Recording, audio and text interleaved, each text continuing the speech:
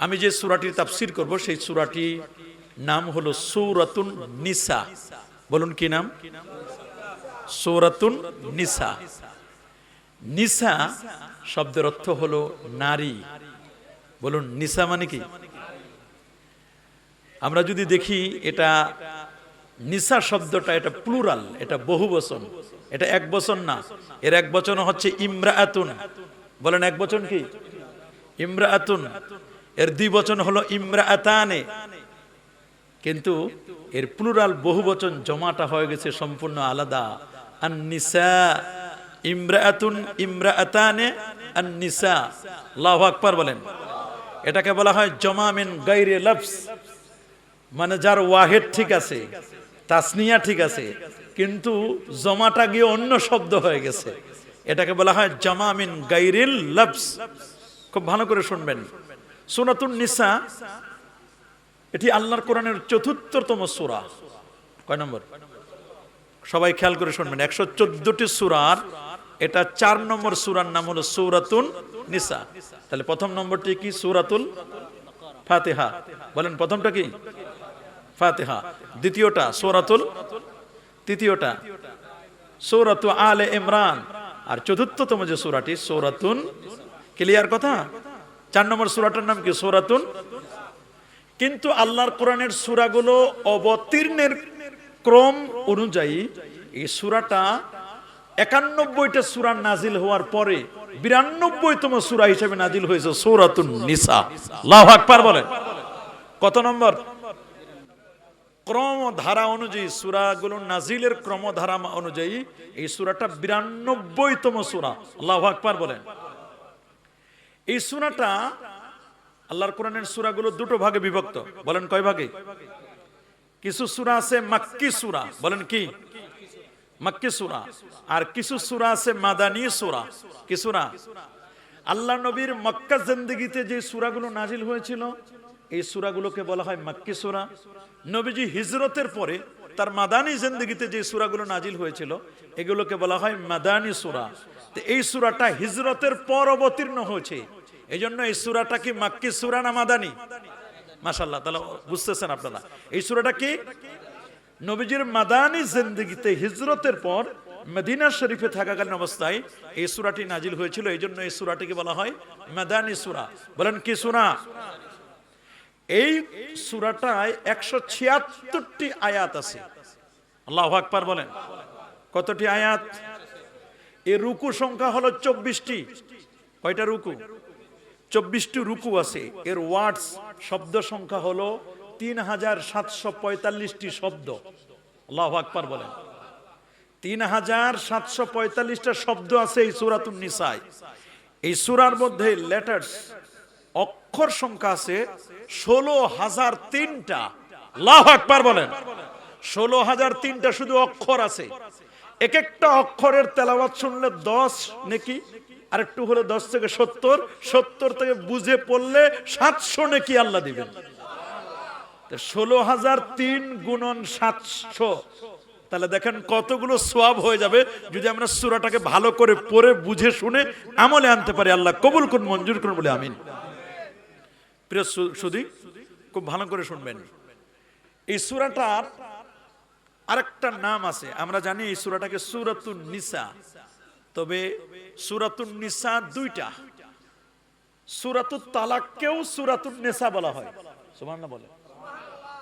একটা সূরা আছে, নাম কি? সূরাতুত তালাক। বলেন কি নাম? তালাক দেন না নারীদেরকে, তালাক সংক্রান্ত। এটা নারীদের ব্যাপার না। বলেন তো, তালাক কি পুরুষের ব্যাপার না নারীদের? পুরুষটা তালাক দেয় কাকে? তালাক এটা লাজিমুল মুআন্নাস। কোন পুরুষ তালাক প্রাপ্ত হয় না, তালাক প্রাপ্ত হয় নারী।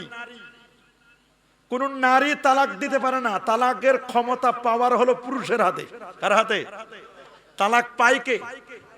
রাসূলুল্লাহ বলেছেন আত-তালাকু লির-রিজাল। তালাক দিবে পুরুষ। বলেন তালাক দিবে কি?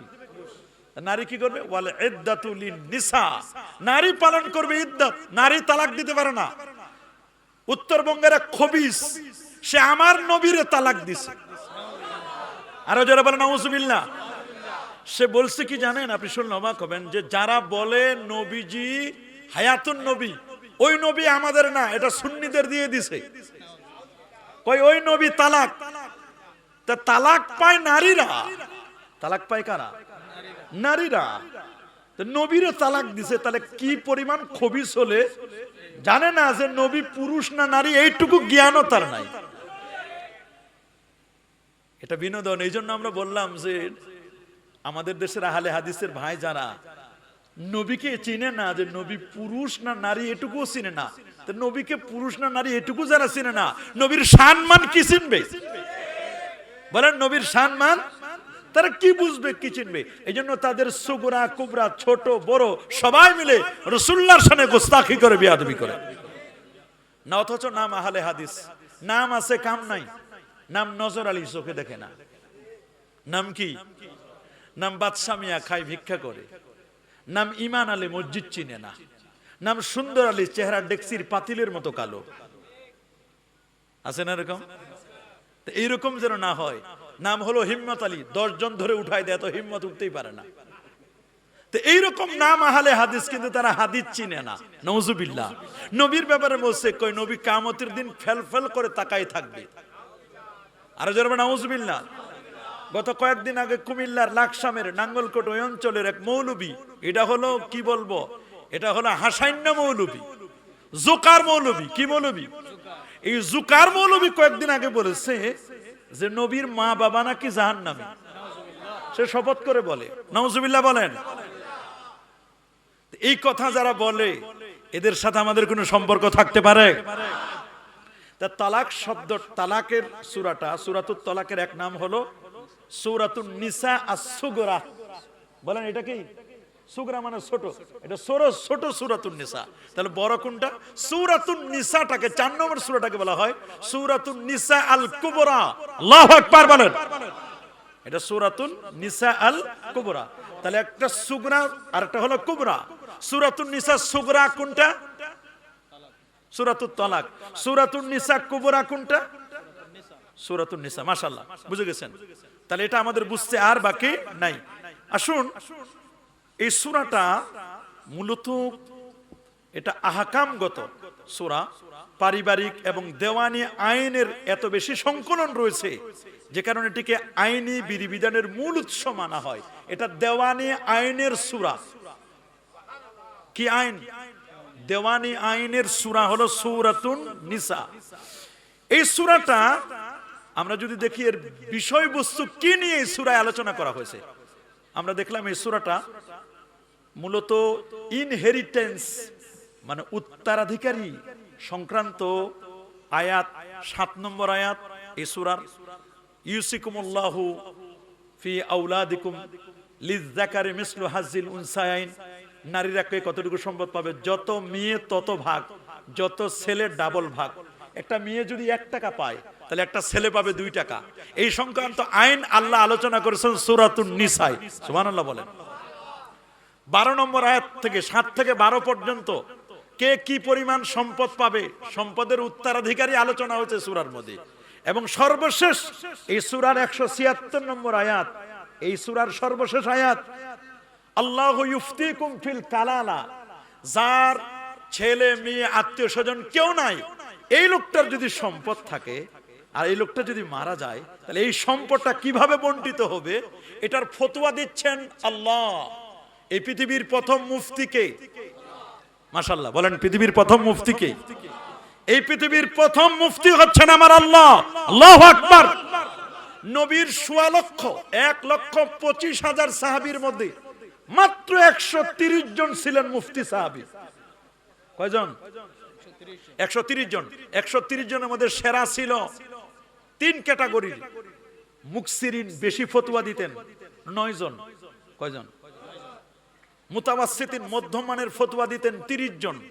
মুকিল্লিন, কম ফতোয়া দিতেন বাকিগুলো। এর মধ্যে সেরা ছিল আরো 10 জন। 10 জনের মধ্যে সেরা হলো 7 জন। 7 জনের সেরা হলো 3 জন।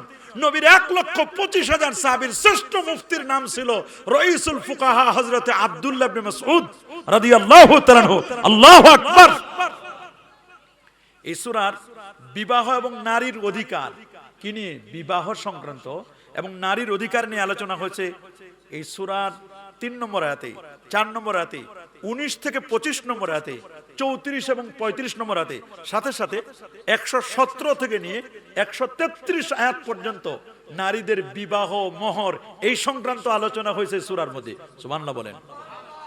এই সূরার আমানত এবং শাসন নীতি কেমন হবে? ইন্নাল্লাহা ইয়া'মুরুকুম আন তুআদ্দুল আমানাতি ইলা আহলিহা, মানুষের কাছে আমানত পৌঁছে দিতে হবে। এই আয়াত নাজিল হয়েছে আমানত এবং শাসন নীতি। আল্লাহর কোরআনের 58 এবং 59 নম্বর আয়াতে আমানতদারিতার বিষয়ে আলোচনা হয়েছে। আল্লাহু আকবার বলেন। কেমন আমানত? যেমন আল্লাহর ঘরের খানায় কাবার চাবিটা, সুবহানাল্লাহ বলেন, চাবিটা আমানত ছিল উসমান ইবনে তালহা, উসমান বিন তালহার কাছে। নবী যখন মক্কা বিজয় করলেন, সুবহানাল্লাহ বলেন, কি বিজয় করছে? নবী যখন মক্কা বিজয় করলেন, মক্কা বিজয় করার পরে নবীজি খানায় কাবার ভিতরে ঢুকবেন। নবী জিজ্ঞেস করলেন, এই কাবার চাবিটা কার কাছে? সবাই বলল উসমান বিন তালহার কাছে আমানত আছে, আবু সুফিয়ান তার কাছে রেখে দিয়েছেন, এরা বংশ পরম্পরায় তাদের কাছে আমানত। তো নবীজি বললেন, কে আছো? উসমান বিন তালহার কাছে কাবা ঘরের চাবিটা আনবে। হযরত আলী বললেন, হুজুর আমারে দেন, আমি আনি। আনা মাদিনাতুল ইলমি ওয়া আলিয়্যুন বাবুহা, আমি ইলমের শহর, ওই শহরের দরজা হযরতে আলী। রাসূল বলেছেন, যিনি 76 মন কামুজ দুর্গ, কে বলেন 70 মন কামুজ দুর্গ কেনু আঙ্গুল দিয়ে তুলে ফেলেছিলেন। তার স্পিরিচুয়াল পাওয়ার, আধ্যাত্মিক শক্তি এত বেশি ছিল। উসমান বিন তালহার কাছে গিয়ে বলেন, ভাই চাবিটা দাও। বলে কিসের চাবি? বলে কাবা ঘরের চাবি। যে কাবা ঘরের চাবিতে লেখা ছিল লা ইলাহা ইল্লাল্লাহ মুহাম্মাদুর রাসূলুল্লাহ সাল্লাল্লাহু আলাইহি ওয়াসাল্লাম। বলে চাবি দাও। বলে চাবি দিব না। বলে এটা আমার কাছে আবু সুফিয়ান, আমাদের নেতা, রাষ্ট্রের প্রধানের পক্ষ থেকে আমানত। বলে চাবি দিবা না? বলে এটা দেখছো এটা? বলে এটা কি? বলে এটা কেনু আঙ্গুল, কনিষ্ঠ আঙ্গুল। কি নাম? কনিষ্ঠ আঙ্গুল। বলে এই ছোট্ট আঙ্গুলটা দিয়ে 70 মন কামুজ দুর্গ আমি তুলে ফেলেছি। তোমার কাছে চাবি নিতে 1 সেকেন্ডও লাগবে না, তাড়াতাড়ি দিলে দাও। বলে আমি দিব না, তুমি যদি জোর করে নিতে পারো নাও, আমার কোনো আপত্তি নেই, কারণ এটা আমানত। আমি কোনোদিন আমানতের খেয়ানত করতে পারি না। অমুসলিম তারপর আমানতের খেয়ানত করে নাই। আল্লাহু আকবার বলেন। আমার রাসূল বলেছেন, লা ঈমানা লিমান লা আমানাতা লা, ওই লোকটার প্রকৃত ঈমান নেই যার আমানতদারিতা নেই। আল্লাহু আকবার। ওই ব্যক্তির মধ্যে প্রকৃত ঈমান নেই যার কি নাই? আমানতদারিতা নেই। হযরত আলী গিয়ে হাতটা মোচড় দিয়া চাবিটা নিলেন। নেওয়ার পরে নবীর কাছে দিলেন, হুজুর এই নেন চাবি। তালা খোলা হলো, 360 মূর্তি অপসারণ করা হলো। মুহূর্তের মধ্যে জিবরিল আমিন হাজির। জিবরাইল তিনি ওয়ালাহু সিত্তু মিআতি জানা, যার 600 নূরের পাখা। আল্লাহু আকবার বলেন। যিনি নবীর দরবারে 24,000 বার এসেছিলেন, একবার নয়, দুবার নয়, 24,000 বার এসেছিলেন। বলে হুজুর চাবি আনছে কে? কেন? বলে আল্লাহর আরশ গরম হয়ে গেছে, আল্লাহ রাগ করেছেন। কি কারণে? বলে যিনি চাবি এনেছেন উনি সিস্টেম ওয়েতে আনেন নাই, হাত মোচড় দিয়ে এনেছেন, আল্লাহ নারাজ হয়ে গেছেন। কোরআনের আয়াত নাজিল হলো, এই আয়াত, ইন্নাল্লাহা ইয়া'মুরুকুম আন তুআদ্দুল আমানাতি ইলা আহলিহা, আমানত পৌঁছে দেওয়ার জন্য।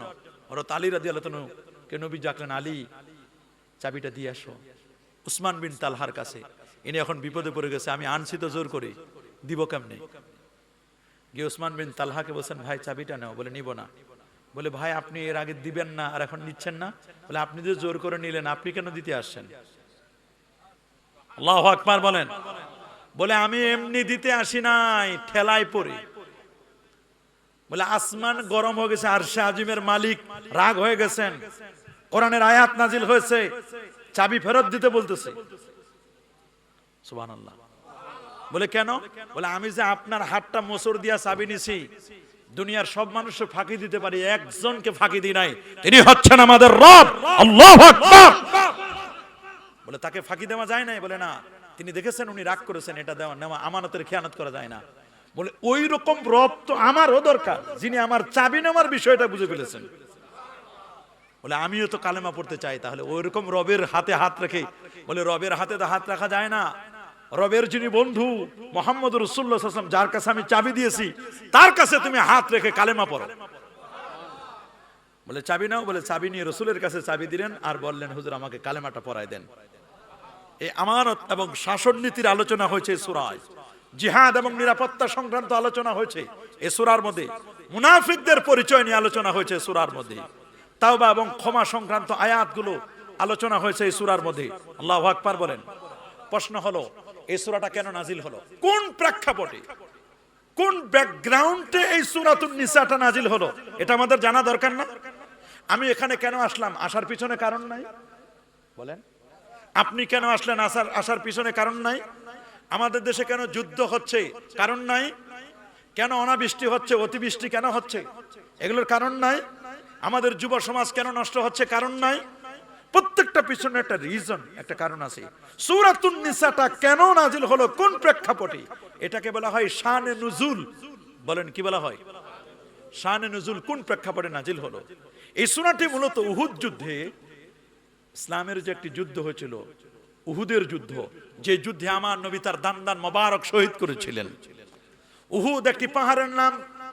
আমার রাসূল বলেছেন ইন্না হাযাল জাবাল, এটি এমন একটি পাহাড়, ইউহিব্বুনা ওয়া নুহিব্বু, এই পাহাড়কে আমরা ভালোবাসি, উহুদ আমাদেরকে ভালোবাসে। নবীর আগমনকে কেন্দ্র করে উহুদ পাহাড় থরথর করে কেঁপে উঠেছিল। সহিহুল বুখারীর বর্ণনা, নবী যখন উহুদ পাহাড়ে গেলেন, সাথে নিলেন সিদ্দিক আকবর, ফারুক আজম, উসমান জিন্নুরাইন, চারজন মিলে উহুদ পাহাড়ে উঠলেন। উহুদ পাহাড় কাঁপতে লাগলো। কোরআন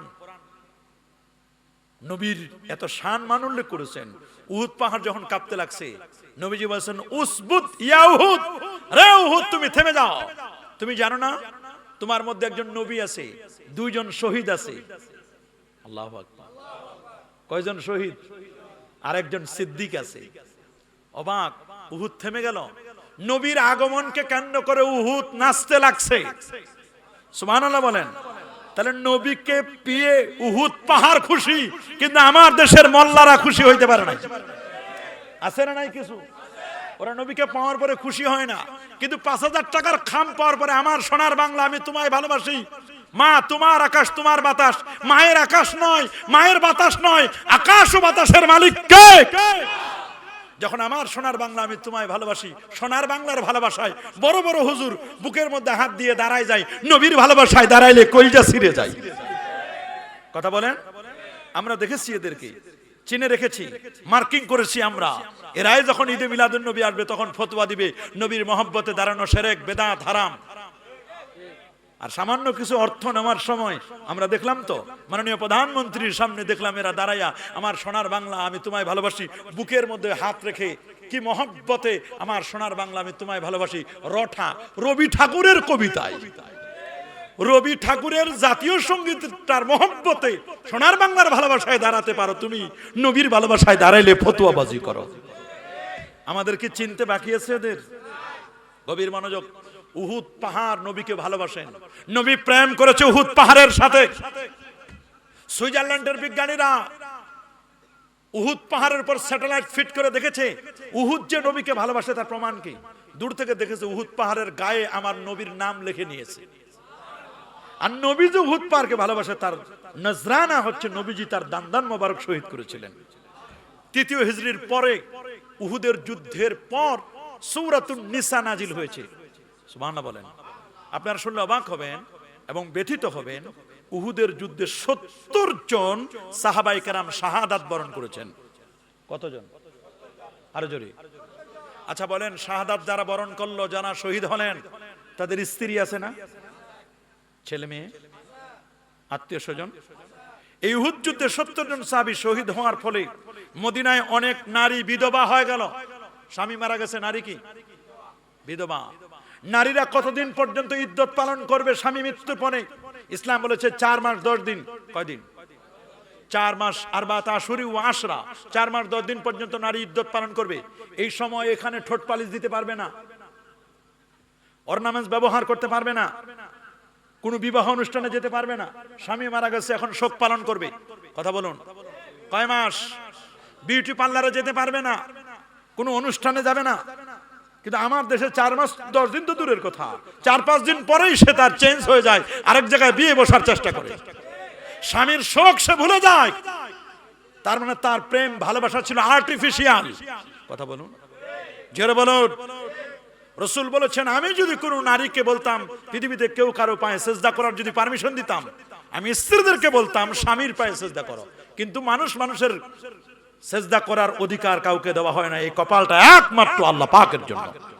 বলেন এই কপাল কার জন্য? এই কপালটা একমাত্র কার জন্য? আল্লাহর জন্য। 70 জন সাহাবা যখন শাহাদাত বরণ করলেন, এদের স্ত্রীরা যখন বিধবা হয়ে গেল, প্রচুর শিশু এতিম হয়ে পড়ল, তাদের অধিকার রক্ষা এবং সম্পত্তি বন্টনের জটিলতা নিরসনে মূলত সূরাতুন নিসা নাজিল হয়েছে। আল্লাহু আকবার বলেন। এই নারীরা কি পরিমাণ সম্পদ পাবে? 70 জন সাহাবায়ে কেরামের সন্তান সন্ততি ছেলে মেয়েরা যারা এতিম হলো, এতিমদের সম্পদগুলো কেমনে বন্টিত হবে, এই সংক্রান্ত মাসআলা মাসাইল, এই সংক্রান্ত আইনগুলো বিধানগুলো অবতীর্ণ হয়েছে সূরাতুন নিসার মাধ্যমে। রব্বুল আলামিন এই আইনগুলো নাজিল করলেন। আল্লাহু আকবার। এতিমদের প্রতি অমানবিক আচরণের সতর্কতা আয়াত দিয়ে আল্লাহ রাব্বুল আলামিন শুরুতে আল্লাহ বলেন, পৃথিবীর মানুষদেরকে নিয়ে আল্লাহ বলেন, পৃথিবীর প্রথম মানব আদম আলাইহিস সালাম, আদম আলাইহিস সালামের কথা উল্লেখ করেছেন। আল্লাহ তাআলা সূরাতুন নিসার সূচনাটা করলেন এভাবে। আল্লাহ বলেন, ওয়াত্তাকুল্লাহাল্লাযী তাসাআলুনা বিহি ওয়াল আরহাম, তোমরা আত্মীয়তার সম্পর্ক নিয়ে তোমরা ভয় করবে, আল্লাহর কাছে জিজ্ঞাসিত হবে।